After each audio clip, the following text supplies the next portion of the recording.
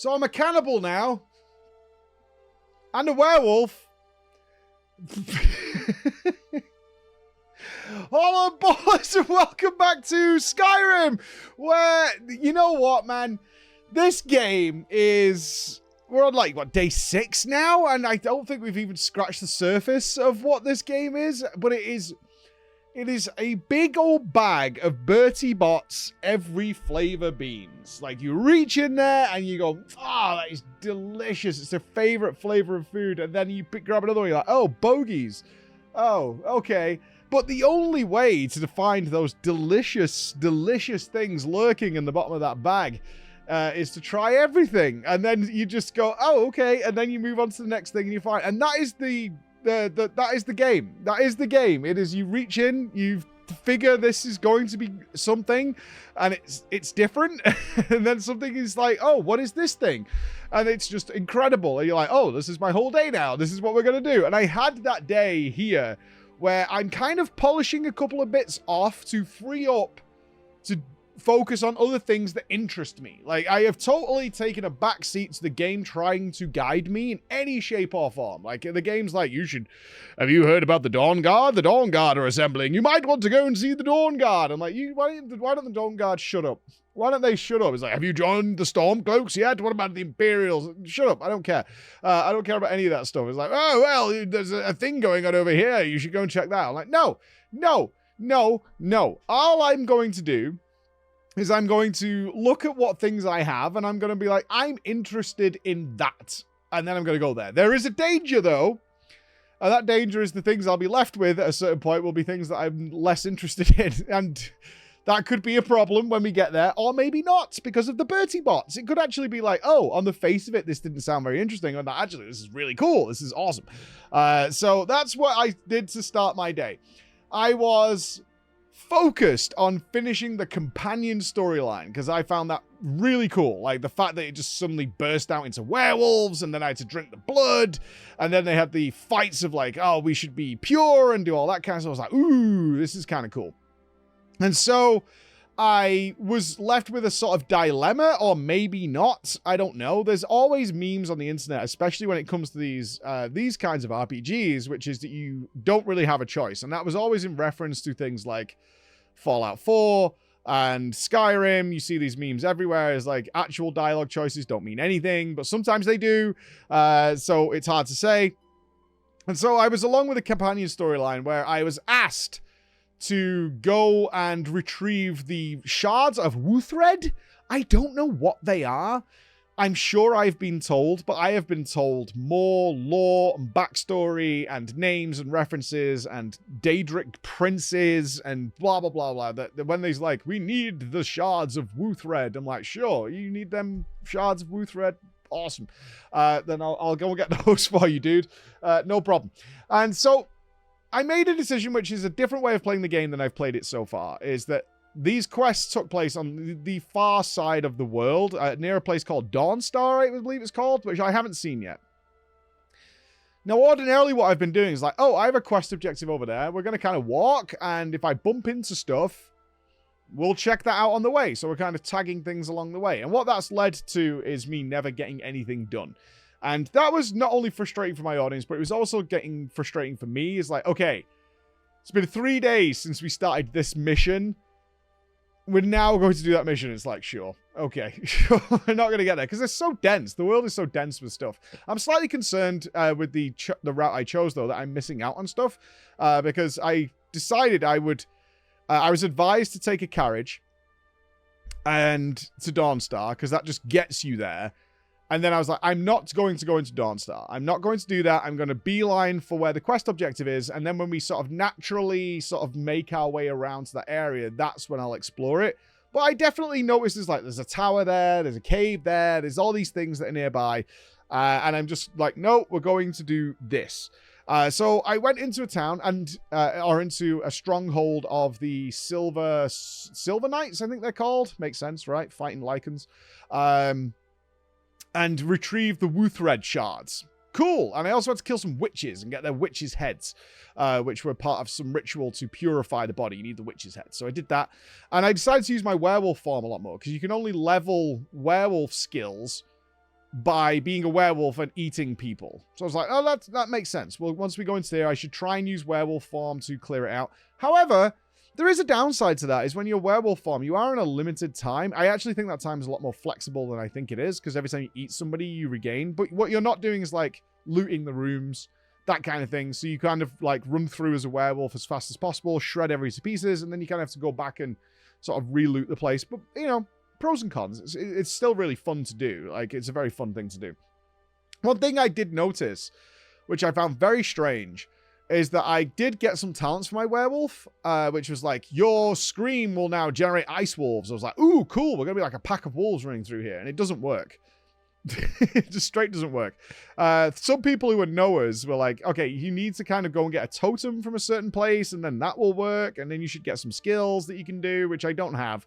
I always find it, it's actually one of the problems I had with World of Warcraft, with the original Hero Talents version that came out during the alpha of the War Within, is that you could spec into things that just didn't work because you didn't have the spell that made it work, and they let you fully, like, commit to this talent build that just doesn't work. Like, it flat out just will not work for you. There's no way of, like, oh, you have to take this talent because otherwise your hero talents don't work. Kind of similar here. Lets you spec into things that you just don't work. And you're always like, oh, have I wasted that point? How do I do this? Because the game hasn't taught me how to do those things. Either way, moving on. So I did all that. And when I was returning back to Whiterun, I just did that quest. I ran straight there. I did that quest. And then I just immediately returned to Whiterun just to do the companion quest line. And I get in and the old man has been killed. The Silvers have attacked.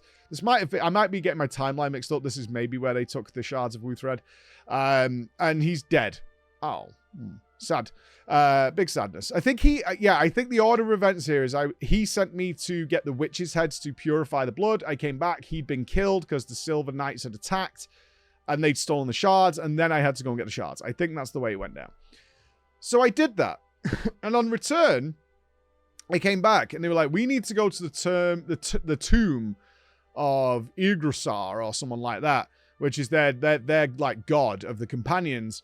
And we need to deal with the ritual of Wuthred, because we now are able to reforge Wuthred, which is a big axe, and return to there and maybe put their souls to rest, because they're in like purgatory because of all this stuff. I was like, oh, that's kind of cool. This is a really interesting storyline. Sweet. And it also feels like conclusatory, like we're getting towards the end of it. So we visited the tomb, which again was in a place I'd never been before, but I beelined for it. Just killed a dragon along the way. I can't tell you how disappointed I am in dragon fights. I will bring it up every video. Dragon fights suck in Skyrim. They're absolutely terrible. But either way, we got to the tomb and we brought the crew with us. We had Ayla, the huntress, and we had the brothers, which are like Volker and Vicar or whatever they're called.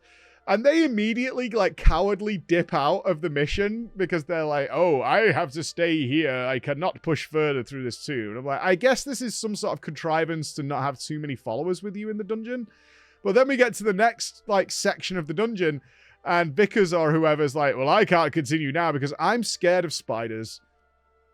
There was an incident in my past that I was like, okay, like, our companions are complete wussies at this point. Like, you've got to get over it, dude, if you want to be part of the companions, especially my companions, which we'll get to. But Ayla stayed with us because she's badass. And then we went in and we had this sort of showdown with the ghost of the old man who's like, purify my spirit of this beastly lycanthropy. Which we did. We like fed the witches' heads to the altar, and then the ritual started and the beast came out. Exceedingly easy fight, comparative to the player-made content I've done, which has actual mechanics and things going on. This was just a wolf that died in 2 hits, I think it was. And then he was purified, and he's like, now you're the leader of the... And this is where, like, the Bertie bots comes in. You are now the leader of the companions. I am going to battle in glorious Svangard in the afterlife and try and free my fellow brothers from this curse of the lichen. And now we're going to do all, you know, we're going to battle in the afterlife. And one day you may join us on this eternal ethereal battlefield. I was like, ooh. And then he goes, and now return back to Whiterun. And rejoice as you are now leader of the companions, and so on and so forth. And I was like, oh, this is going to be awesome. Absolutely nothing happens. I was like, what did you guys forget to put in a conclusion here? Like, what's... I'm not joking. Like, not only are the companions not back by the time you get there, and I was like, okay, are they trying to throw in some realism here that they're, like, still having to walk all the way back? So I decided to, like, sleep for 24 hours. And then they all showed up at once. They're all like, hey, we're here now. And I was like, hey, I'm the big leader of the companions, man. Like, what do you think of that? No one cares. No one brought it up. I was like, guys, not even a comment, not even a voice line, nothing. No, absolutely nothing. It turned into, they all became quest givers to just give you constant, like, rando quests should you want to go on rando companion quests for some reason. And I was like, maybe we go to the underground where we do the blood ritual. Maybe some, nope, nothing. Absolutely, like, the most dead fish. I can't believe it. I'm, like, shocked, considering the, like, storyline that takes you to here is that they just don't have anything for the end. We even had a funeral. We had a funeral pyre for the old leader. Like, it was a big deal. It was speeches and all sorts. And I'm the new leader. Nobody cares. They don't even reference it. Like, I think the change in dialogue is, oh, yeah, you seem pretty strong. Just, like, passing dialogues. Like, you seem pretty strong. I'm like... This reeks of Bethesda.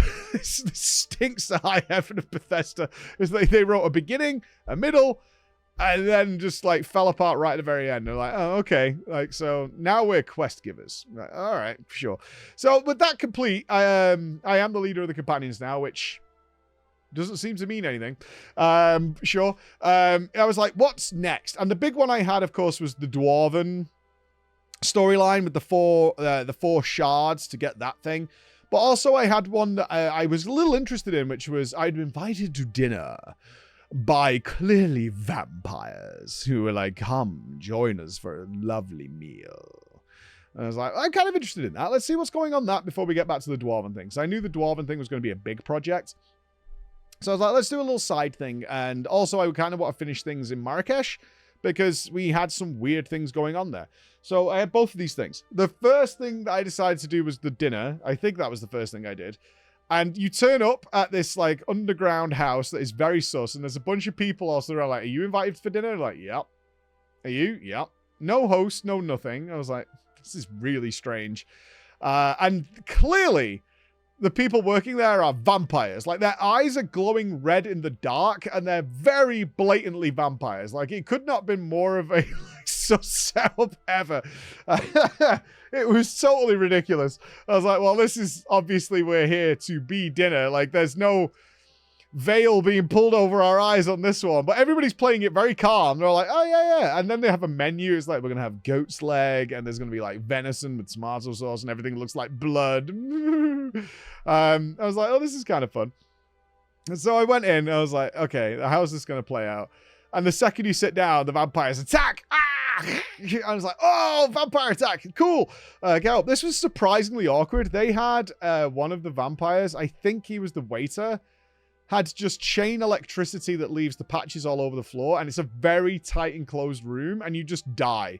You just get absolutely melted. It took like 4 goes to clear this area. I had to learn the spawn points and like berserker rage and just start wiping everybody out. And it turns out that this is a letter that's been sent by this dead vampire who's like, all these people around this table have wronged me in some way. And I hate them all. And you were the wild card. It says, Cloak the Orc, you are the wild card. Because if you kill all the vampires, then maybe some of them will live. And what's life without a little bit of spice to see whether my plan comes to fruition or not? So I killed everybody. And what's really fun, this is a player-made piece of content. What's really fun is, like, nothing was programmed for the NPCs afterwards. So you kill everybody. I actually redid this twice to see if I could save more of the people. They all just sit down and wait for their dinner again. Like, there's blood and guts and vampire attacks and spurting arteries are coming out, and they just sit down and like, yeah. And they come back. Like, some of the NPCs run away because they're, we're in battle. And then once the battle's over, they just walk back and they take a seat waiting for their dinner. They're like, well, I'm still hungry. Yeah, this has gone down, but I'm still very hungry. I'm like, okay, what is this? And as it turns out, it's yet another house. I am just the most amazing real estater in the whole of Skyrim. Like, I own so much property at this point. I got yet another house. It was a very cool, well-designed house. That was obviously a mod that was created by somebody and added to the official game. It's very lovely. Again, there's no vendor there that I could find. I was like, Whiterun is still the best one for me because there's the vendors are outside to sort everything out. I will point out here we added another mod so the vendors just have money. I am not going town to town to sell up, and I'm carrying so much stuff. I was like, just give me vendors with money. So they all have like 8k now. I was like, thank God, because I just cannot be bothered with all these paws running out of money every time I want to clear my inventory. I'm not going to carry excess things, but I do want to sell the things that I'm picking up. So we fixed that. So that was another bit of a damp squib, and not particularly well written. It was fun, sure. I mean, it put a smile on my face because it was kind of silly. And that I will accept. That's fine. That's totally fine. So I accepted that. That was pretty cool. And then I went to do the more interesting one is the start of this video, which was the Hall of the Dead. I was very interested in this going on in Marrakesh. Is for some reason, the people have been denied visiting the tombs of their ancestors to pay homage, respect, you know, anniversaries and things like that people do. And they're not allowed in. Why? I don't know. But you're not allowed in. But I did persuade the priest to let me in. So in I go. And it's creepy. Mysterious. And then a lady runs out called Iola. And Iola goes, "See, you're a cannibal. And you've come here to feast as well." And I'm like, what? What is happening here? And I'm like, "I'm not a cannibal." And she goes, "Oh, you are." She like gaslights the hell out of you that you're definitely a cannibal. And that's the only reason you would be in here is because you're a cannibal. And all the and their problem is, which is kind of funny, is their regular hangout to eat people is like off limits right now. So they needed another place to come and eat people. So they're just hanging around in the Hall of the Dead just eating people. So Yula's like, "You look quite capable and you're clearly a cannibal. So why don't you come here to where we usually hang out and eat people and clear it out so we can once again eat people in our own place and these guys can have their tomb back."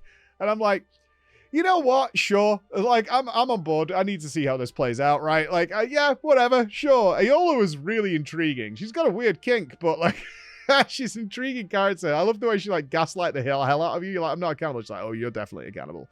I'm like, all right. So I went and cleared out this place and found their little cannibal KFC. And then they're like, "Oh, that's really cool." Iola's like, "That's really cool. Why don't we have a feast and eat somebody?" And I'm like, all right, sure. Why not? She's like, that priest that didn't want you going in the Hall of the Dead, why don't you go and convince him that you need his priestly goodness in order to clear this dungeon and he'll come with you and then we'll eat him. And I'm like, all right. Why not? Sounds fun to me. So I went and he was like, I paid him. I was like, I'm not going to bother trying to persuade or intimidate him. I'm just going to be like, "Hey, here's like 200 gold, dude. Come with us and check out this dungeon." And he's like, all right, that's really good money. And so we drag him down there and there's all these people there. And this had a lovely little touch. This was great. There was one of the NPCs that is a cannibal is Lisbeth. And I know Lisbeth. I met her. She's the shopkeeper in Marrakesh who's always going on about how her husband was amazing and she misses him and blah, blah, blah. And when you're at the dinner, it's totally revealed that her husband didn't like die of natural causes. She hate him. She hate her husband. She was like, "Oh, yes, he was very tasty." And I'm like, "Oh, Lisbeth, you're a dark one. You're a dark one." She totally hate him. And they use some sort of mind control on the priest. And he's like, "Yes, I'm very hungry." And then she's like, "Why don't you take a nap?" And he's like, "Yes, I'm going to take a little nap. And he goes and lies on this altar. Now, here's the most ridiculous Skyrim jank ever that could have ever happened. He's lying on the table. And then Iola's like, "Go on, kill him so we can eat him." I'm like, all right. So I'm sure Bex can find the clip. I line it up perfectly. I take my sword to like chop his head off. My sword hitbox, which always misses like some enemies for some reason, not only doesn't hit this large stone plinth with a guy lying on it, it goes over the table to somebody who's not even stood directly next to the table. There's like a gap between them and hits Iola in the head and just triggers war with all the cannibals. I'm like, what in the hell is this game? What in the hell is happening here, bro?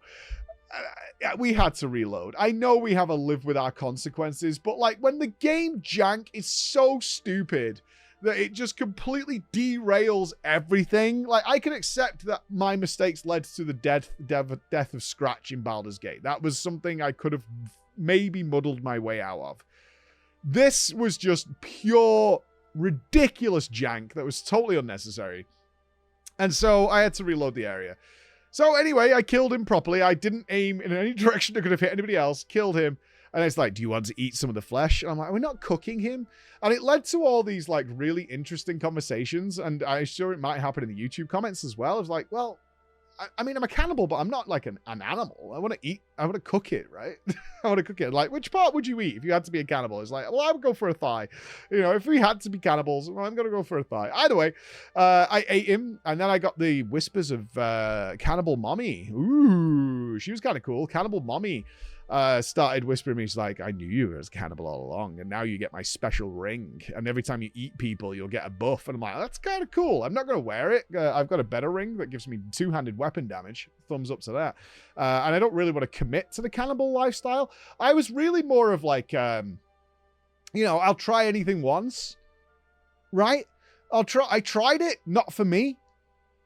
So that's cool. I kind of want to test it out a little bit to see if she sends you more messages, because she's got quite a sultry little voice, that one. She's a bit of a vixen, the old mummy cannibal.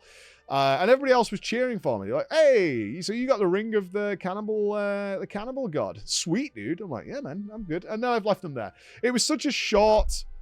That was a mediocre bean, because it was such a short storyline that maybe plays out somewhere different. I might try it out. We'll see. But it was like, you went from 0 to cannibal in like 3 minutes. It took less than like 3 minutes for me to be like eating somebody. And I'm like, all right, but this is what we're doing. So I'm now a cannibal werewolf, which is pretty cool. Which then led us back to like, I've done these little mini things. I'm going to carry on with our big project, which is the dwarven storyline. I had 2 more places to visit based on the journal. This got a little awkward for a while because it's cleverly designed in a way that you figure out what to do even when it's not what looks like it should be done. So the first place I visited, I was blocked. There was vines and stuff over the door. There was a few levers which wouldn't give me access. I tried to find different access into this facility. I was at the right one, but there was no way in. And there was a door that says this requires a certain key. So I was like, oh, even though they're labeled in the journal that you get from Katra as 1, 2, 3, 4, 5, then maybe it's actually you can do 1 and 2, but you kind of have to go to 4 to come back to 3. You might get a key at 4 and come back to 3. So I was like, I wonder if that's the angle they're going for here. Is like, even though she's labeled them as 1, 2, 3, 4, 5, it's not going to play out that way. And so I went over to the next place where I actually ended up at another dwarven facility, which was the wrong one, which was in a very close proximity to where the one I should be. So I was stuck there for a while until I did take hints from the audience. I was like, this is not the right place. You need to go somewhere else. And I'm like, okay. And it's like slightly west of this location. All right. So I went there and I cleared that out and I got my next piece, which was 3 out of 4. Infuriatingly, which became just an enormous meme of the day, is right at the end of the dungeon, there is a pedestal that has a button on it. And it just says you do not have the required item. But I was pretty sure I'd checked most of the dungeon. I was like, I don't know what's going on. I was there for about another 20 minutes, like going backwards and forwards. Like, what is the thing here? And it's going to bother me to my end of my life to figure out what the hell is supposed to happen there. And maybe it's something that will happen at the end of this quest line. Who knows? But ultimately, I did pick up a key in there. So I was like, okay, we have got a key, like the consortium key, I think it was called. I was like, right, so we do have a key. And we have 3 out of 4. But we do need to go back to the place that we couldn't get into. And I was very concerned for what inevitably did happen is I tried the key on the door and it just didn't work. And I'm like, crap, dude. Like, I don't know how we get in here. And so I'm searching around the place for a good old period of time. And interestingly enough, if you're trying to do that, I think this is actually intentional, is if you're trying to do that, you will notice there's some archways in the distance to the east. There are dwarven tech. I'm recognizing now dwarven tech. And I was like, well, that's interesting. So I went that way. And sure enough, in a very bizarre way compared to the elaborate dungeons we've done so far to get the rest of these pieces, it's just out in the open. It's just there. It's like there's a little dwarven ritual area. And it's just sat there, like just out in the open in the middle of the world that anybody could have picked up. I was like, what? Like at the time, I was shocked. I was absolutely shocked and taken aback. But now I have all the pieces. So I was like, okay, now we need to find the forge. Got to the place where the forge was, where Katra appeared again. I was like, this is the forge. And then there was kind of a really cool for Skyrim, is what I would say. cutscene happening where they were like, stand back. Once you put the thing in this device, you form the full ring. She's like, stand back, get away from it. And it's like, okay, move away from it. And then the whole earth is rumbling and shaking, and there's like earthquakes happening and all this kind of stuff. And then suddenly like this huge tower comes pouring out of the land. I'm like, whoa, this is for Skyrim. This is badass. I was like, this is sick. And this is where we're going to leave it, because I ran out of time to stream at that point. But this is my most invested. The dwarven stuff has been such a leap above which anything else so far, and that's where I'm up to. And I'm hoping this is not a companions repeat where we get this payoff. As a finale for today, I want to tell you something that's really strange. Easter's upon us, the risen of Jesus Christ. My horse lives. Clark the Orc's horse is risen again. Even though I killed it and looted it for its meat, I saw a stable in Whiterun, and sure enough, as I walked up to it, that horse lives. Coincidence? See you tomorrow.